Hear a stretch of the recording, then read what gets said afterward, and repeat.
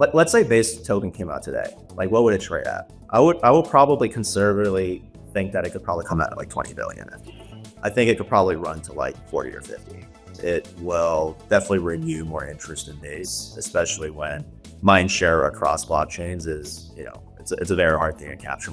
That does like open up questions of, do coin shareholders get some kind of claim to it? Because there is, I believe, revenue numbers that are shared on the Coinbase balance sheet based off of the Base sequencer. And so you get into some like weird areas of understanding whether or not there is some sort of claim to shareholders and they have like a fiduciary duty there. I have no idea, but that's a complicated angle. Hi, everyone. Welcome to Unchained, your no-hype resource for all things crypto. I'm your host, Laura Shin. Mantle is pioneering blockchain for banking, a revolutionary new category at the intersection of TradFi and Web3. Follow Mantle_official to learn more. Today's topic is the updates from BaseCamp. They're exploring a token, which that, sent shockwaves throughout the system, even though, interestingly, I'm sure most people, if they had to bet money, they would have bet that was going to happen at some point. But here to discuss is Ryan Yee, most recently of Coinbase Ventures, and prior to that, Coin Fund. And in a little bit, we'll also be joined by ICO Beast, merchant of narratives at Proof of Play. Welcome, Ryan. Hey, Laura. Thanks for having me. So at BaseCamp today, Jesse Pollak said that Base has to become decentralized. And he also announced that they're exploring a Base token for the first time. This is big news because for so long, they had said that they were not interested in doing that. It's even in the X bio. So what was your first reaction to hearing that they're exploring having a token? Yeah, I think it's a very exciting development. I think that naturally as Base has grown a lot, it's obviously grown without the use of a token or a native token, which kind of goes to show you how much sort of fundamental growth on the user side and builder side that Base has been able to attract without it.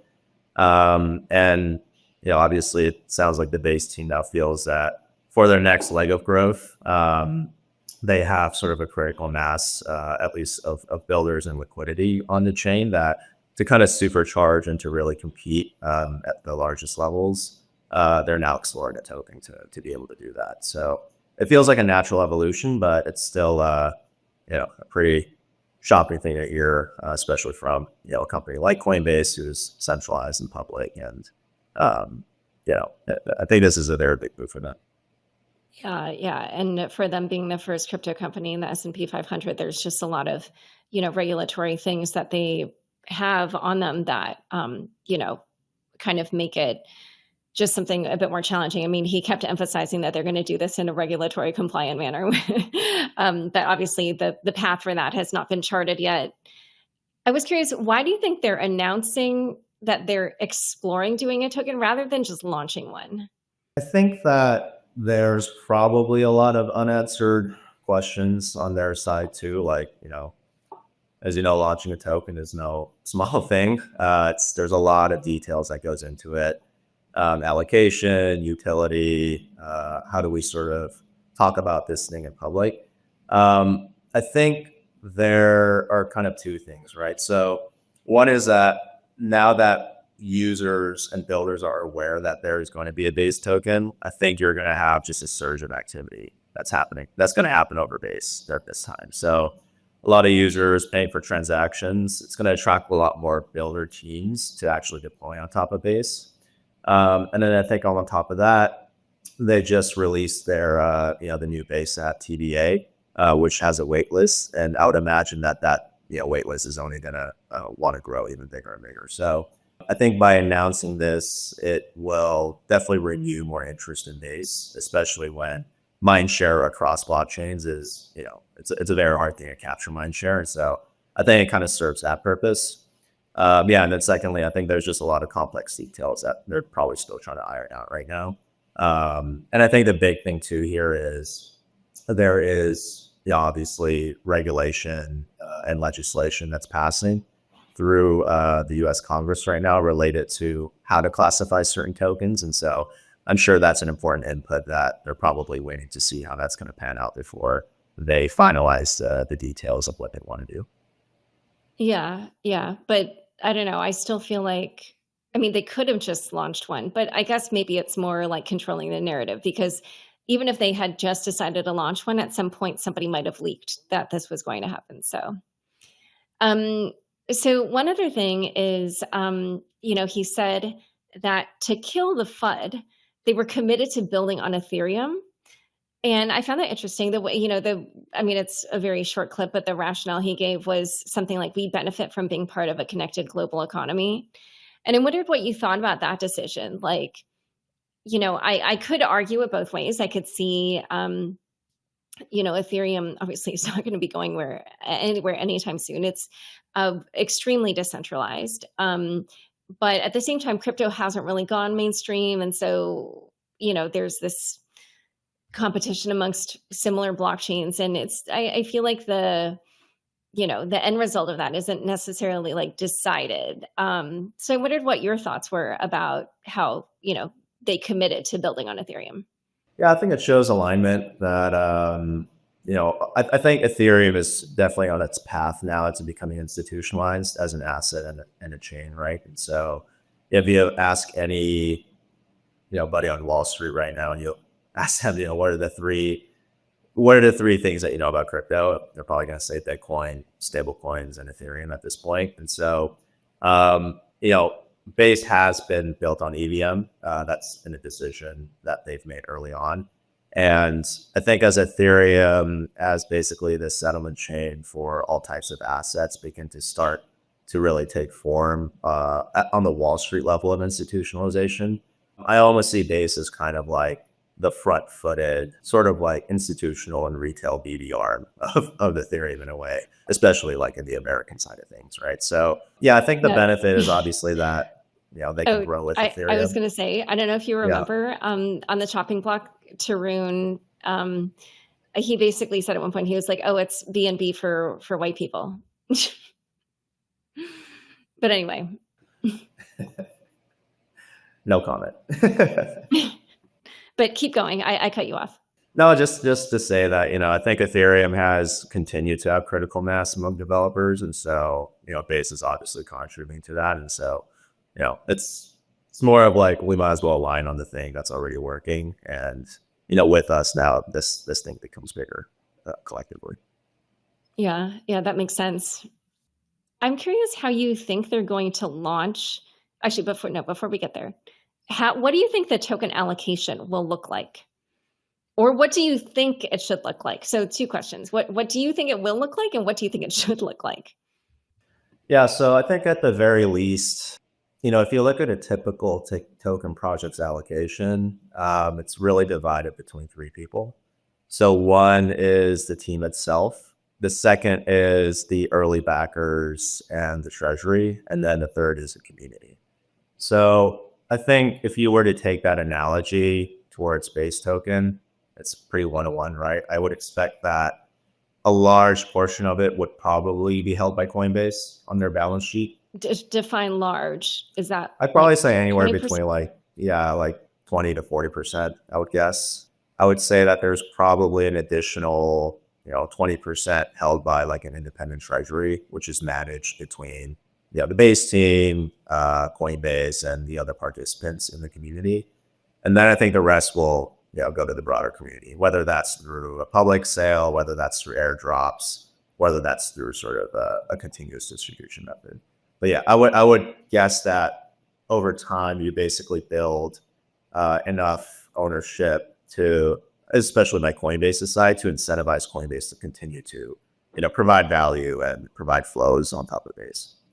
And so when you say, because initially you started by saying like the team and then the investors and the ecosystem. So like, are you putting Coinbase in the investor bucket or the team bucket? So it's basically both. I think it will depend on kind of like how the Base team actually ends up spinning out, whether as like an independent entity or not. I think the way that I would probably think about it in the first way is that there's maybe formally there is like some spin out that happens at the entity level. Potentially that entity will probably continue to be a subsidiary under Coinbase in some capacity. And then Coinbase will probably have some, internal compensation plan related to the base tokens that Coinbase owns. And then they basically are able to distribute that to the team. So when I use the word Coinbase here, this is more all encompassing because that also includes the team allocation as well. That's probably how I would think about it.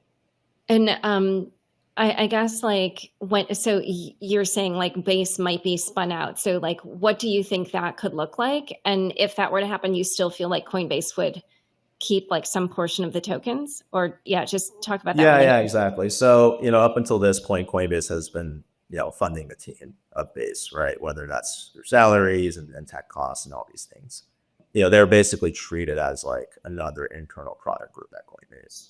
So I would imagine that continues in terms of the relationship between, Base as like a product team or like as a team in general in relation to Coinbase. It's just that, they're probably going to, instead of thinking through traditional, like, getting paid through Coinbase equity or something like that, that probably changes to something that's more in line with, distributing Base tokens. And so I think there's that angle.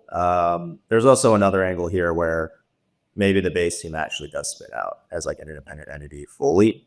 And then, maybe Coinbase does own them 100% as a separate entity. And then they still have this like formal relationship between, you guys are building on Base, helping hit certain KPIs, helping hit certain, metrics that we hold you to. And then that's related to the amount of budget that we're willing to give you from a cash perspective or like a token perspective. But, I think like the details, like TBD, but I think at a very high level functionally, you should just think of this as like, the Base team continuing what they're doing right now, but them kind of being treated as this arm's length project related to Coinbase.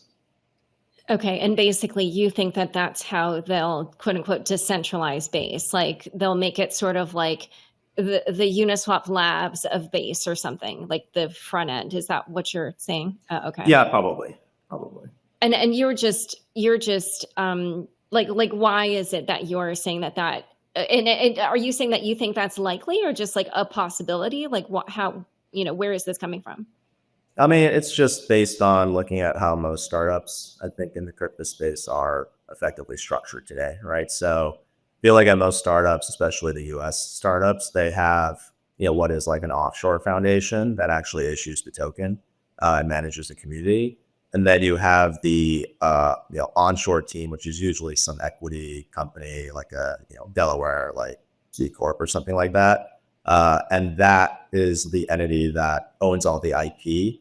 That's the entity that all the team is employed under, and they're the ones that are actually building products and the roadmap, right? And so I would imagine that this probably has something that looks very similar, where the Base team as is like the Base Labs or Base Equity entity, like whatever you want to call it. Like that's probably still, has a formal relationship in terms of ownership to Coinbase, the parent organization. But then the actual token, how that decides to get issued, I don't know. But, that might be through like some offshore entity. But that offshore entity would probably be issuing tokens, of which that allocation would be going to Coinbase, and then Coinbase manages how those Base tokens are distributed internally. And okay, but why are you saying offshore entity? Like, at least the way that I was interpreting some of Jesse's remarks about how they want to do this in a compliant manner and everything is like, I thought they were basically saying we're going to be lobbying for, like the Clarity Act is coming up, right? So like, I assumed that they're saying like, because like Coinbase has a huge presence in DC, like we all know they're very influential there, or recently influential. They haven't always been. But the point is that like, my thought was like, the rules around all of this are they haven't been hammered out, but they are being hammered out. And they could be hammered out in a way that would enable Coinbase to spin out Base in this way, and potentially then that would be how Base would decentralize. What do you think of my hypothesis? Yeah, I think that's completely right. Like I don't think this token launches until Clarity Act is signed into law. I think that is the big, if I had to think about like from a timing perspective, that's probably one of the biggest catalysts. I know that right now Clarity got passed in the House, but it needs to go through the Senate, and it's also like unclear, even if this does become legislation, there's probably some buffer period after that in which like these laws can actually start to be enacted. But, just as a TLDR of like the high level drop, I'm not, a lawyer or regular or anything, but just based on my read of it, it effectively establishes, hey, like what is, there are tokens, and on one side there are commodities and there are securities.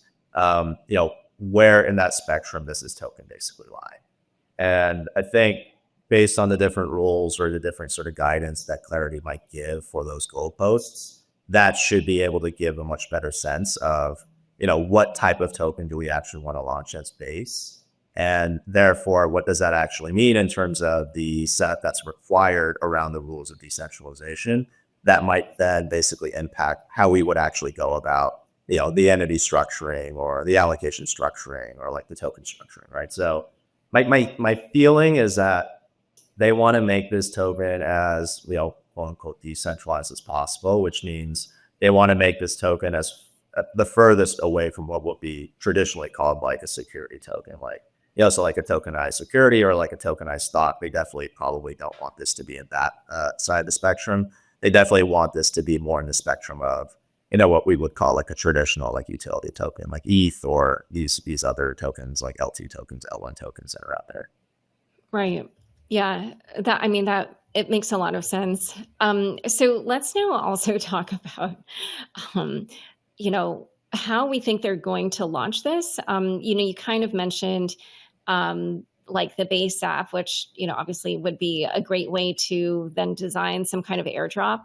And ICO Beast, who's going to be on the show in a little bit, said, and this is not something I have been able to confirm. So, he basically said that this is a quote unquote leak that he got from BaseCamp and X.com. So, TBD on the veracity of that, but he's saying, and this is not out of the realm of either possibility or even, just common sense. He said Base is going to be launching a points farming campaign in Q4 2025, including Base Blue. He also said hearing rumors of NFT stats bringing back his prediction arc for value estimates. So anyway, what do you think would be the optimal way for Coinbase to launch this token? Whether airdrop or ICO or something else. Yeah, it's probably going to be a combination of those two things, right? So there's like three aspects of this. I think one is how do you distribute tokens to builders, right? And I think that'll probably be measured by some amount of like transactions or the amount of gas consumed by your application on top of Base. And we could probably run stats as to like which those projects are, and they will probably be given some allocation for being early to Base and building out the ecosystem. I think the second is, I'm just going off of what you were saying in terms of this report. I have no knowledge of this, but it does make sense to me that their goal would probably be to really make TBA and the Base app the sort of, the consumer front end of Base. And so they're likely going to use that as like the main consumer and user funnel to really grow and own the relationship that they have with the consumers. And then, a points campaign completely makes sense to me, like through that interface.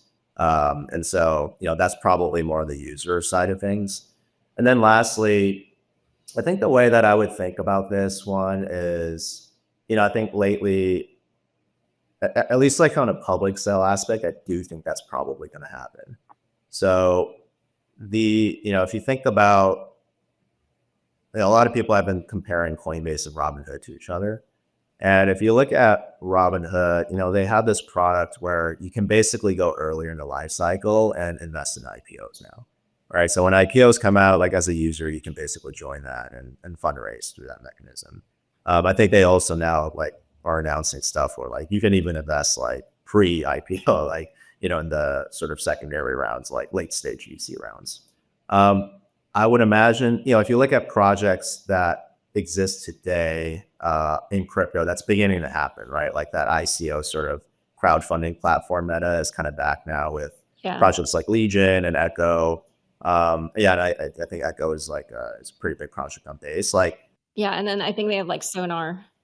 Yeah, exactly. So I would imagine that they take that product in order to run, what would be like the biggest like ICO sale for Base tokens through a Coinbase or something like that. And that would be their answer to like a Robinhood style product, but in a way that is crypto native and Coinbase native. And because it's Base token, like, you want to come out with a bang, and this obviously would be like the biggest like raise or the most interesting raise. So like actually want to be a part of. Yeah, I love this. So ICO Beast has joined us. So we are going to take a very quick word from our sponsors, but I'm sure he will have a lot to say about what Ryan just said. So we will hear from him in a moment. Mantle leads the establishment of blockchain for banking as the next frontier. UR is the access layer that transforms Mantle Network into a purpose-built vertical platform, the blockchain for banking, that enables financial services on-chain. UR unifies and vertically aligns Mantle's focus on payments, trading, and assets. MI4, METH protocol, functions FBTC, supported by developer grants, ecosystem incentives, and the industry-leading distribution platform through the UR app, Reward Station, and Bybit Launch Pool. All economic activity within UR will be captured by Mantle Network to further drive value to token holders and establish its significance in blockchain for banking. Follow Mantle_official to learn more. All right, so we're back now, and ICO Beast has joined us. Welcome, ICO Beast. And I'll just remind everybody, he is the merchant of narratives at Proof of Play. Welcome. Hey, Lana, thanks for having me. Pretty big day for the Base ecosystem. I know. I said at the beginning of the show that this was, quote unquote, big news. And yet I'm sure if everybody had to bet money, they would have all bet that this was going to happen. So, I'm curious, like obviously we're just talking about all these details around like, how are they going to sell it? What's the allocation going to be, et cetera. But I'd be curious just for your, like initial reaction when you heard this news. Yeah. So my initial reaction was, I knew it, which I think a lot of people they were kind of in that same boat. Although I posted a little bit about it back into 24 and early 25, just because I was really active on Base, trading virtuals and a whole bunch of other tokens there.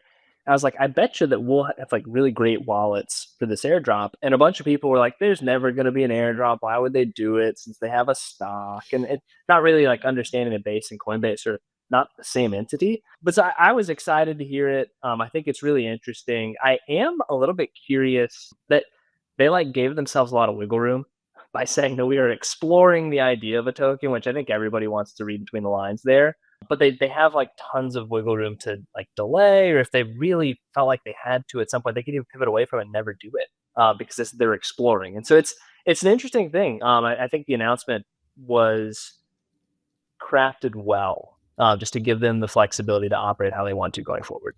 Yeah, so I have not been following super closely what's going on with the Clarity Act, but in my head I was like, oh, maybe it's just that the negotiations are going well enough that they feel they can at least use this language. Like they have more than 50% confidence that they will be able to actually launch this. But because it's not a done deal, Clarity hasn't passed, that's why, they chose this word exploring. That was sort of how I read this sort of like split the baby, way of announcing. So we're going to get to the question that we had been discussing with Ryan, but I did also want to ask before we get there, just do you have any thoughts on like what you think the token allocation should look like? Because Ryan and I were also discussing that before you joined, and I was just curious to hear, what you thought that should look like. That's such a tough one because airdrops are a really hot topic right now. There's been a lot of discourse, especially on crypto Twitter the last week or so, about what airdrops' purpose are and kind of what they should look like. I would hope that it would be largely to users, but also like we know that if you give too many tokens out to users, then your chart looks really bad because everybody wants to sell it. So I don't know. I think it probably, if it's following the Base ethos that I feel like we've all kind of watched play out over the last year or so, it'll be heavy towards builder incentives. So people actually building things on Base or using the Base app, mini apps, or like really generating a lot of people showing up in the Base ecosystem. So virtuals brought a bunch of people in. You've got Airdrop, obviously a huge protocol on Base. Like I imagine there'll be pretty solid allocations for people that have brought users into Base and are going to continue doing that going forward. Yeah. Ryan's guess was Coinbase would retain maybe like 20 to 40% of the tokens. Like, what do you agree with that? Or if you don't have like a number, what do you think of Ryan's number that he was thinking? I think that's a totally reasonable amount. Because I mean, I've been thinking today just how exactly like what a network token even means for them, and so I have to assume that in some ways it's going to benefit from sequencer revenue or other network effects. And if that's the case, you'd expect them to retain a decent chunk of the token just to have claim to a large amount of the sequencer revenue. So I mean that seems entirely reasonable. Also, like if they are allocating a good chunk for themselves, in my opinion, that signals a pretty good thing for the token price. Because you wouldn't expect Coinbase to get a huge chunk of this thing and then just immediately nuke a chart. So I'd feel more comfortable with them having a decently large supply than say giving 40% of the community, because you know what's going to happen if you do that.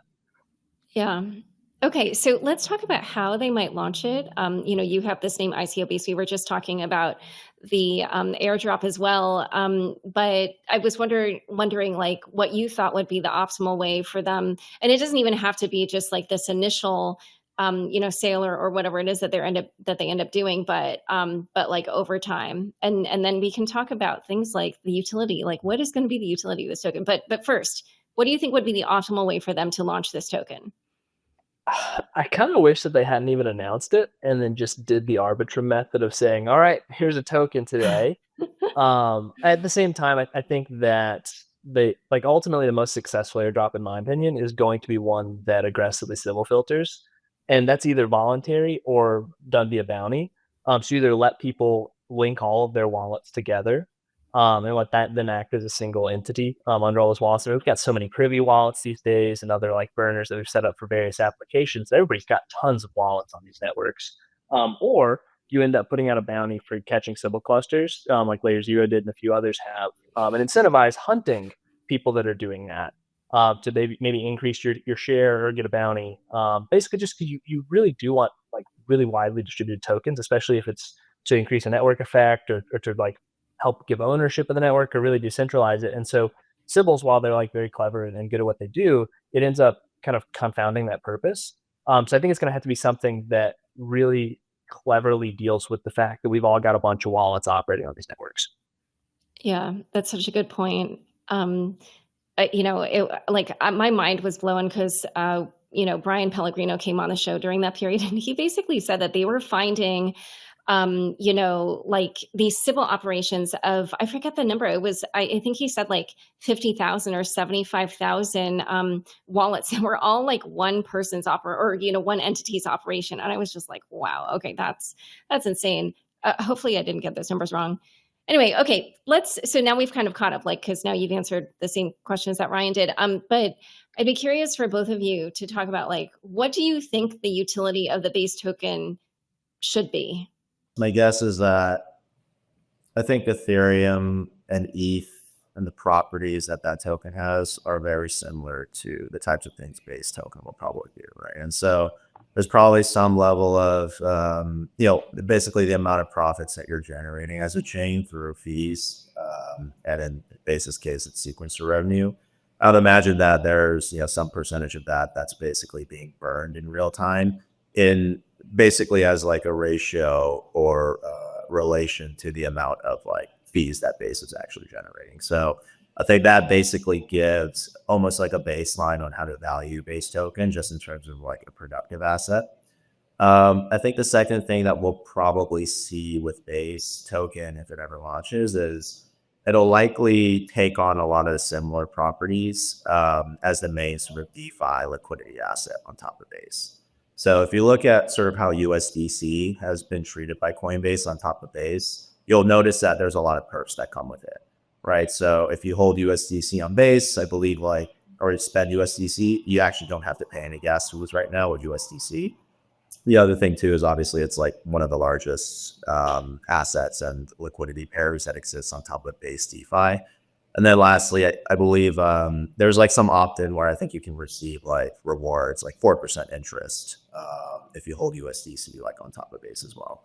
So, when you look at something like that, that basically shows you the types of benefits that come with a token that Coinbase is effectively behind or sponsoring, right? Even though USDC is a stable coin, I effectively view it as a token that is by Coinbase, right? And so then if you just take that analogy and you apply it to Base token, you can pretty much see like a lot of the similar strategies that they probably employ on top of here, right? So I would imagine like the largest, all the tokens that end up listing on Base, I'm sure like it just makes more sense to just pair that with like a Base, or like pair that with like a USDC over pairing it with like a ETH or like a wrapped ETH asset, for example. So you're viewing it more like a rewards token, but then do you feel like, because how Jesse hinted that they want to decentralize, do you feel like then at a certain point in the future it might even be used for governance? I didn't know if there was any connection between the fact that he was saying that at some point they plan to decentralize, and if you think the token might be related to that or not. Yeah, I mean, I'm sure governance is within the realm of possibility here. My feeling though is, even if you look at the governance of like the largest sort of blockchain ecosystems, it's still a very messy thing, right? And I think generally speaking, when you're thinking about governance, what part of the roadmap are you actually opening up to the community, right? And I think that's a very core question. My sense is that because something like Base is extremely integral to how Coinbase is thinking about its on-chain future, I would never imagine that like Coinbase or Base wants to open up extremely important product or engineering decisions to the community, right? Like that's things that they want to own and they want to basically control. And so, yes, there probably will be governance, but I wouldn't expect there to be governance over extremely material product or engineering decisions. And I only meant like potentially years down the road or something. Like I could see it starting as a rewards thing and then evolving over time, and especially if they do, end up truly decentralizing it. But I agree, like right now, it's mostly decentralization theater. Yeah, let me mention two other things too. So okay. One is, I think when you have a token that, let's say Base token came out today, like what would it trade at? I would probably conservatively think that it could probably come out at like 20 billion. I think it could probably run to like 40 or 50. When you have that, you can now do all sorts of like crazy growth campaigns. You could do investments. You can even do M&A of token projects, right? And so it opens this entirely new balance sheet strategy for Base. And then I think the other thing too is that for the governance aspect, one thing that's very interesting in the draft of the Clarity Act is I think it basically labels no one person can own more than like, I think the number is like 20%. I need to read the draft again, but no one person can hold more than 20% governance power within like an ecosystem. And so I would imagine that, even though let's say Coinbase collectively might own more than 20% of the token, they probably will be trying to delegate that across different actors across the ecosystem in order to basically pass that decentralization test. And so, there's probably going to be like big community members, like, whether that's the Base team, Coinbase team, the biggest Base builders, like the biggest DeFi projects, all those kinds of things. Like they will have to open the community up and like have that actually represented in terms of the governance power. But as to whether or not that actually ends up impacting big decisions on product roadmap from a governance perspective is still very TBD. Okay, ICO. Yeah, this one's a really complicated question because there's a number of ways they could go about it. Like if they end up influencing like where revenue goes from the sequence or any case, that does like open up questions of do coin shareholders get some kind of claim to it? Because there is, I believe, revenue numbers that are shared on the Coinbase balance sheet based off of the Base sequencer. And so you get into some like weird areas of understanding whether or not there is some sort of claim to shareholders and they have like a fiduciary duty there. I have no idea, but that's a complicated angle.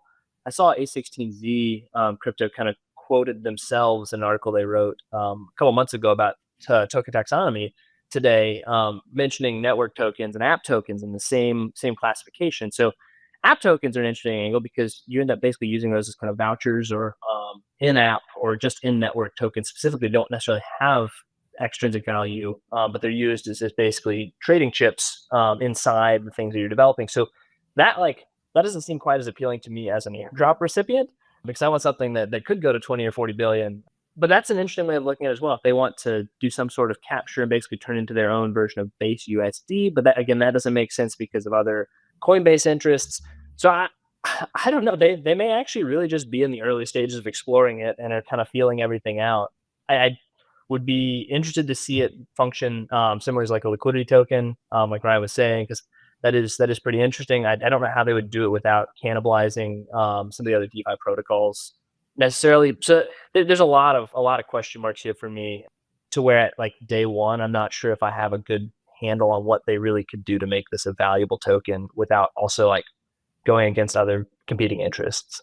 I mean, yeah, I don't know if this is like something too far afield, like if they would feel like they're screwing over their own users, but you could even imagine them like, it's sort of like this protocol native stablecoin issue that like, obviously we saw that with Hyperliquid, the competition for just a certain ticker became so fierce. But Mega ETH, they also announced a protocol native stablecoin, and Shu Yao was just on the show saying like she thinks this is going to be the future, that like everybody's going to do this. And so you could see them potentially wanting to like bake in sort of certain things to the base protocol that are sort of native, not only a stablecoin, but use the base token to facilitate that. I don't know, I'm just spitballing, but I was also wondering because like, it's not only that. So okay. They at the same time, and this is something that Ryan and I also discussed,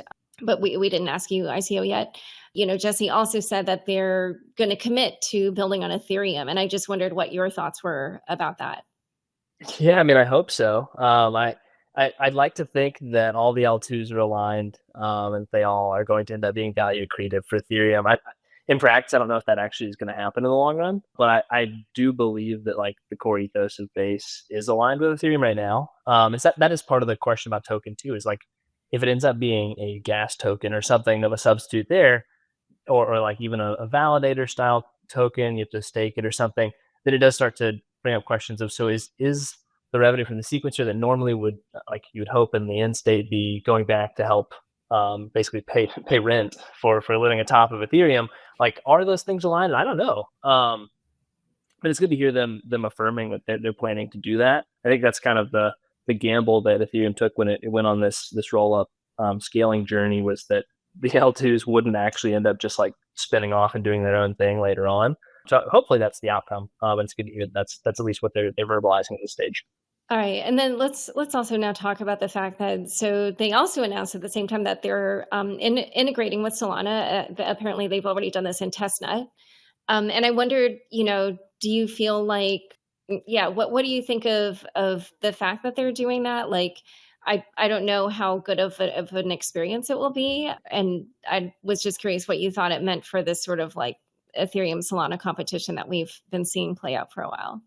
Yeah, I'll have to see how it feels in practice. I think that we're all like acutely aware of the issues of liquidity fragmentation and the complication of having things spread out across a whole bunch of different chains and layers. And like eventually somebody will have some extremely useful, very like smooth, unified liquidity layer where you're doing something on chain, whatever that means exactly, and nobody, like, you don't know which chain you're using. It's all abstract away from the end user.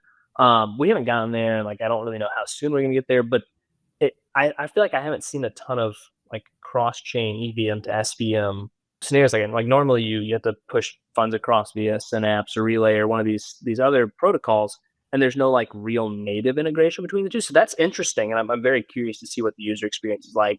The second and third order effects are hard to know until you see like how good the user experience is. If it really is like super seamless, then it ends up being interesting to see which chain the value actually ends up accruing to. And I think that depends on which chain is actually exporting their native token more. I think totally seems to think that Solana is going to be the one doing that. They'll be shipping it to Ethereum mainnet and various L2s. I don't know if that's the case or not, but that ends up being, I think, the operative question, the more interesting place to focus, if the experience is truly seamless. Ryan? Yeah, I think my view of that is it's just Base admitting that Solana is its biggest competition. If you think about, like, seriously, like if you talk to any of like the biggest projects in the space, especially those that are deploying on Base, they admit that like Solana is the only other chain that they would actually consider like building on top of, which is a big step for a lot of these projects because, these are two extremely different tech stacks. And that's a big cost to actually like think about as a project. But projects are like willing to entertain that because, you know, that's kind of with it. That's like a positive ROI decision for them because that's just how strong Solana is. I think my view here is there's like liquidity / DeFi on one side, and then there's consumers on the other side. I would actually say that Solana probably has a better consumer aspect and a user aspect right now, and a user culture. You know, if you look at everything that's happening on Pump and you know, anything that has like a more normie, like Gen Z, like if they're using any crypto app, it's probably on Solana. Like that's what's happening right now. And if you compare that to Base, I think Base obviously has users, but it's definitely more DeFi and liquidity centric. And I actually think that that's the best part of Base is all the DeFi and liquidity projects. And it makes sense because Coinbase is a financial services company. And that's why all the core products that would be popular on Base would naturally result out of that. So whether that's like the Bitcoin loans that are on Morpho or like the DEX trading that they're thinking about doing on airdrop or, you know, channeling to Base Unchained, that makes sense. So I think in a way it's like, you know, if you think about liquidity today, yes, like Solana has 12 billion TVL and Base has 5 billion TVL, right? So Solana is leading.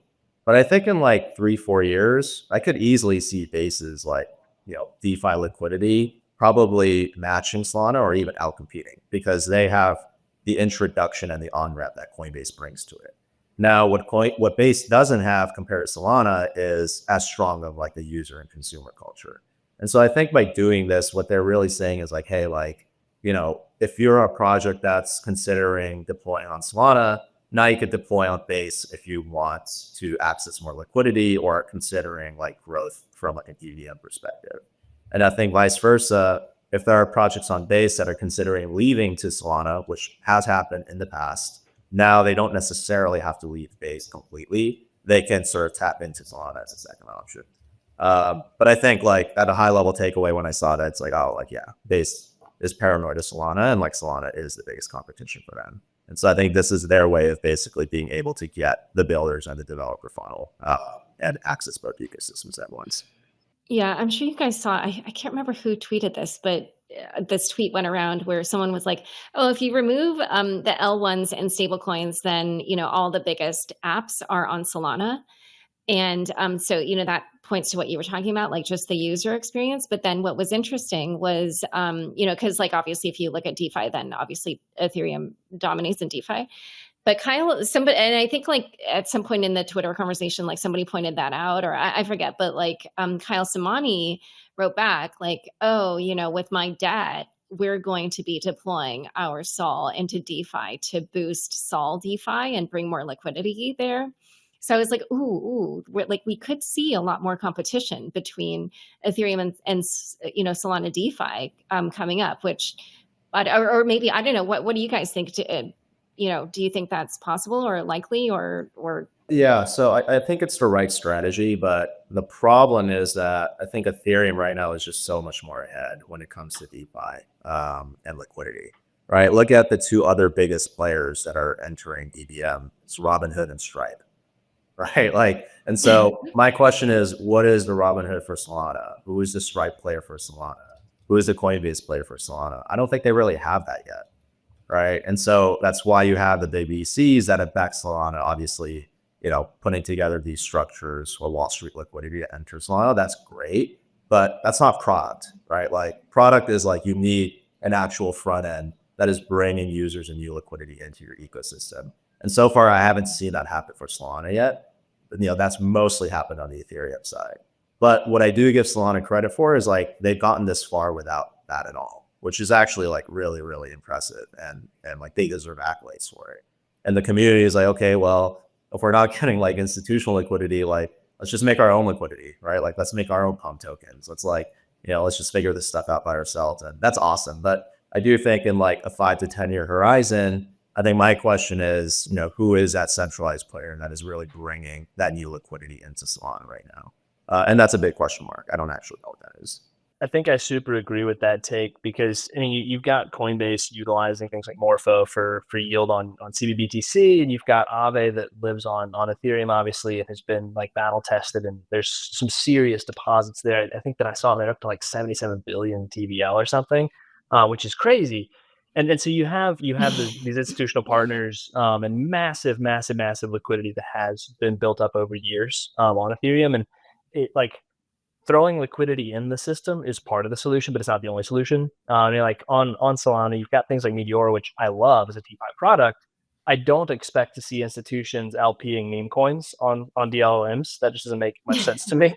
But so like it's a great product. I don't know if they have the institutional champion yet to like really fully utilize it, or if it even scales up to that style of usage. Because it's great for what the primary use case on Solana is right now. But will that be the primary use case to attract like real top tier blue chip players? I don't know. Okay, so I'm so curious about this because I sort of feel like we're seeing this big competition. It's like some kind of like huge competition is about to start, and we're seeing all these players line up, right? So there's so many different ones here that I could throw in the mix. So, some of the names that we've discussed are like obviously Coinbase, Base, and I'm talking about the on-chain competition. So, Coinbase via Base, Robinhood, who we mentioned, there's Solana and all of its sort of user-facing apps. There's, I don't know, like Binance, Telegram, even the stablecoin issuers, Tether, Solana. And then there's also Hyperliquid, which has just, skyrocketed to a very, very important position. Everybody can kind of see like it's not even on the verge. It's like already doing it. So I'm curious, like, how do you think this big competition where, you see all these players lining up with their different strengths, how do you think that will play out? And I'd be interested to hear from both of you, and either one of you can go first. Oh man, I think if I knew the answer to that, I would be perfectly positioned for the next 5 years of crypto. And I definitely don't know the answer, so I've got exposure to all of it.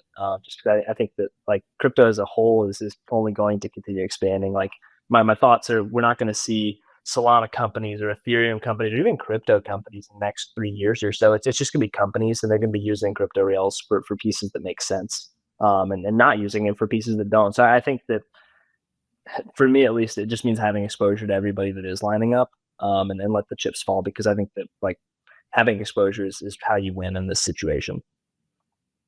Ryan? Yeah, ultimately, I think crypto is financial technology, and the core product of crypto is tokens at the end of the day. And so I think as long as you're in the business of we have the most tokens being generated on our chain, and we have the most volume and flows on those tokens as a result, I think the combination of those two things basically would determine who wins this race, right? Solana's version of that is the meme coins, and that's great. And Base's version of that is all the Coinbase liquidity that's coming onto Base, right? And so I think, and Hyperliquid obviously is all the the on-chain perps markets for the broader crypto space. And so this is ultimately like the two sort of vectors I would consider as like the most important things going forward. I think the question then remains like, what identity do you want to take across those two vectors? And I think I view Solana very much as, let's increase just the number of quantity of tokens that we have, and then let's bet that eventually over time, like we can produce a lot more sort of volumes with scale over time. Whereas I think in the Base aspect, it's like, okay, like I think we can bring tokens that have a lot of volume scale, like the wrapped Coinbase, Bitcoin, or like USDC or something like that. But how do we create an economy where there are a ton of tokens being issued on our chain right now? And that's why they're experimenting with things like creator coins and all this other stuff right now that's happening. And so, yeah, you're in the business of tokenization if you're a chain, and those are the two ways that you probably need to win. All right, Ryan and ICO, thank you so much for joining this conversation. Thanks, Lana. Thank you. Unchained is produced by Laura Shin with help from Matt Pilchard, Juan Aranovich, Margaret Curia, and Pam Majumdar. Thanks for listening.